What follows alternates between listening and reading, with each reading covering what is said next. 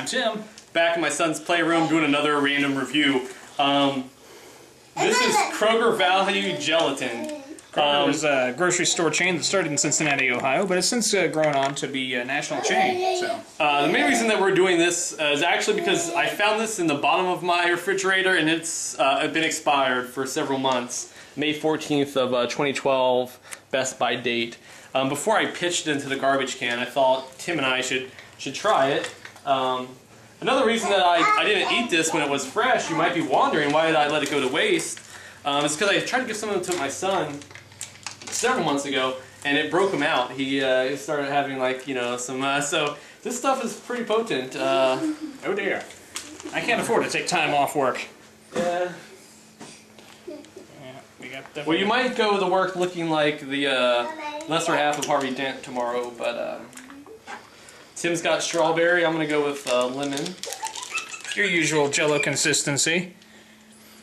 It being neither solid nor liquid entirely. I was always partial to lime JellO as a child. Yeah. Good. Is it good? I don't know if I agree with you. Ooh. Ooh. What color is this? Color. Eat color. It is a color. When's the last time you had real JellO? Can you compare?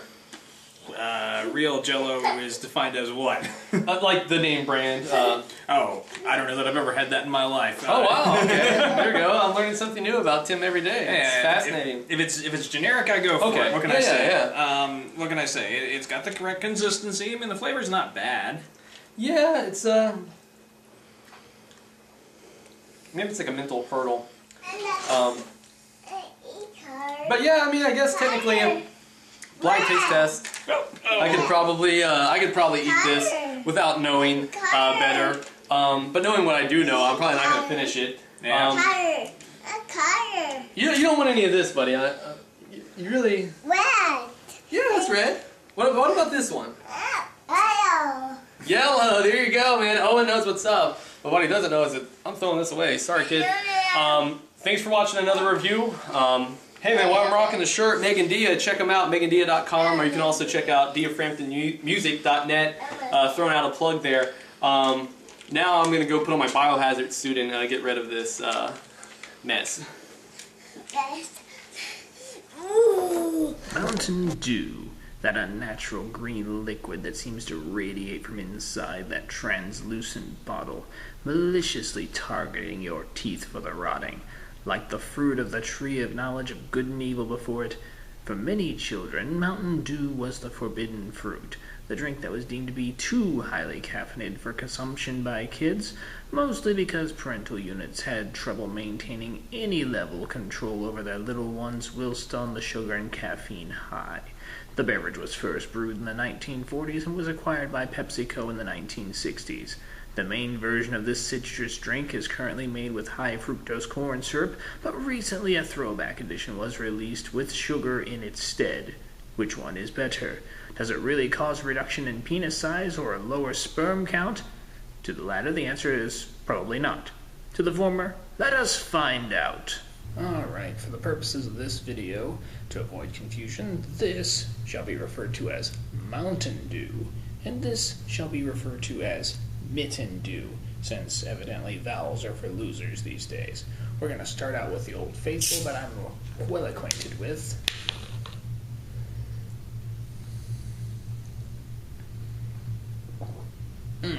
That brings the intensity.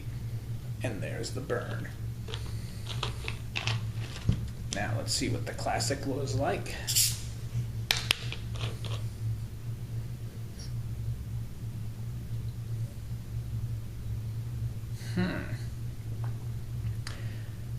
There is definitely a difference. I think this is a little bit thinner. Let's try that again.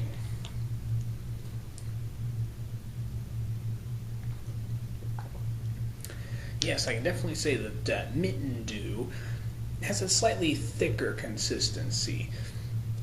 And I guess that makes sense considering it's a syrup as compared to a sugar.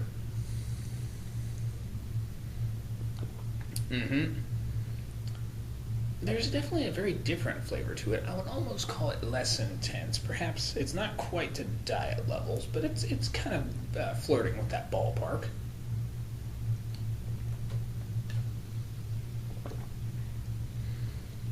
This doesn't have quite the same burn as it goes down.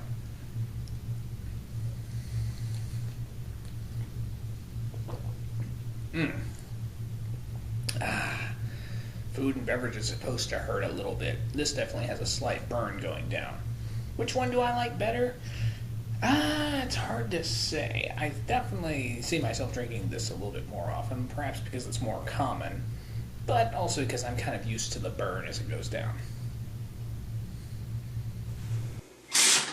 What are you doing in here? Hey, let me hop out of your way, buddy. Yeah, this is not awkward. Hi, YouTube. How are you doing today? We're fine. Hey, have a seat, man. We have something very cool. One of our production assistants found not expired, but discounted, no longer made available Pringles flavors at a local grocery store. We have 3 cans, and we're going to try them. Up first, mozzarella sticks and marinara. Go ahead and open that up for us, Tim. All right, pop to top, and now these are a staple at sports bars and restaurants. Mozzarella sticks and marinara. Kids like them, adults like them. Should be pretty good in chip form.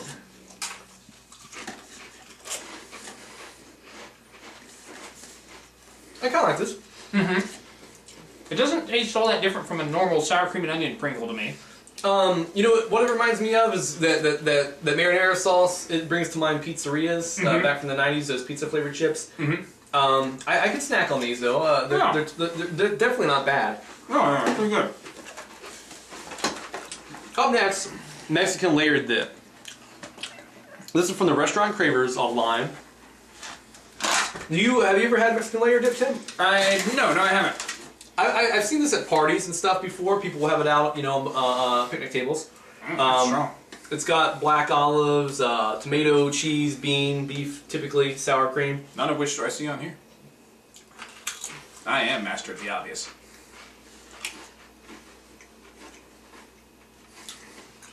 The more I work through it, it's like I'm unlocking different flavor pockets. Yeah, at first I was going to say there's no flavor, but then it slowly hits you.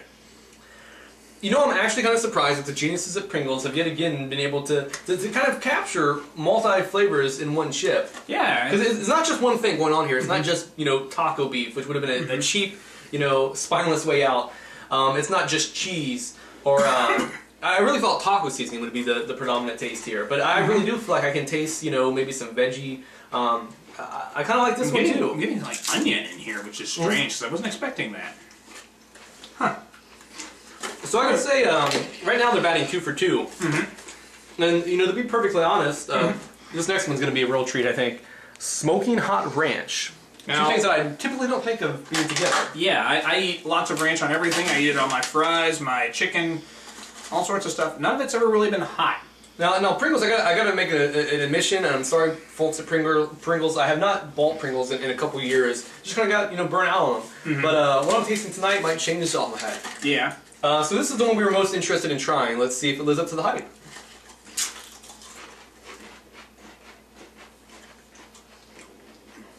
It's not bad. It's a little spicy. The heat builds. Yeah, I gotta say this one of the 3, it didn't jump right out at me, and present itself, identify itself. I definitely tasted the ranch powder at the beginning. I'm getting like a latent barbecue sort of flavor almost. So. I do like ranch dressing on different things, as Tim had said he did. I do like spicy food, so this should appeal to me. Yeah, I'm just not convinced. Yeah, I'm not sure I'd go out of my way to just buy the regular flavors to get these.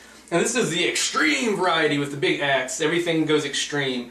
Not quite extreme enough, though. No. I think if you're going to call something smoking hot, you need to amp it up a little bit. Put a little habanero, some ghost chili. Do something that's going to, scare, the average folk who's going to get a can of these. Yeah, we did extreme pickle once before. It was kind of that vinegary flavor. I think that was a little more extreme.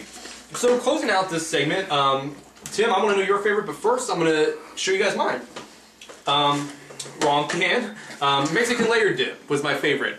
Not to take anything away from the other 2, they weren't bad, but I love Mexican food, and I think I'll be snacking on these. I actually would have to agree. I mean, Cool. it's one of those things. I liked the first one really well, but it just was. It felt like sour cream and onion again, and I'm like, why not just get the sour cream and onion flavor? Whereas this had a very unique flavor to it. So of the three, I'd have to say it's my favorite. A lady named Amy was kind enough to bring us a breakfast wrap, a scramble of sorts made with organic tofu, vegetables, and cheese.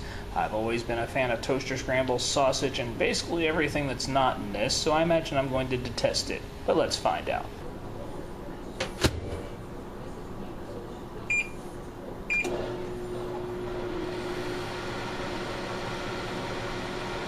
This looks dreadful, and it smells dreadful. I really don't wish to put this in my mouth.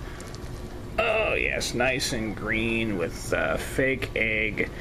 I'm sure this is so healthy. Ugh.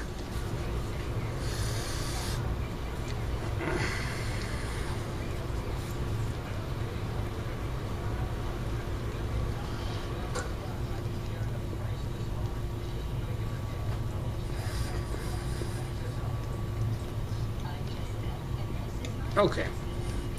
My fears were a tad misplaced. This is not awful. Actually, I probably should wait a little longer before eating it because I'm not picking up a lot of flavor because it's so hot at the moment.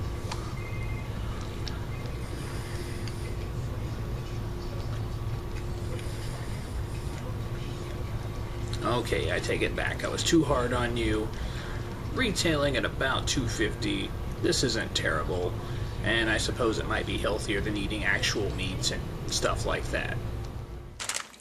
Up next, Predators. Return of the Dinosaurs Candy Mix. Predators. Now, one of the reasons that this one caught my eye, and it's very insignificant to the average passerby, but I just found it odd. They advertise it as gummies, lollipops, and dextrose candies? Well, what doesn't fit in that sentence? Lollipops sound appetizing, gummies surely, but dextrose candies? Right. What kid's gonna be like, Mommy, I want the dextrose candies? I don't know. It's made in China. I don't know if we need to be worried there about lead or anything like that. I would apologize to the Chinese, but, you know, Google's blocked us. You know, they're not watching. I want to show you that there are three different types of candies. There are the gummies, and I gotta tell you, just from Phil alone, this gummy is hard as a rock. There are suckers with a cool dinosaur graphic on it. And there's little, what I assume are like little sour candies, the dextrose candies, as it were. I'm going to try to quickly do a little taste of all three. The gummies are kind of rare in here, and wow, you're right, that is hard. Yeah. Okay, we just had the crazy cubes, so we've kind of had some sour candy. This is like I wanted to say it was like a fossil, but it looks like some kind of a, I don't even know, like a, I'm not even going to give a guess there.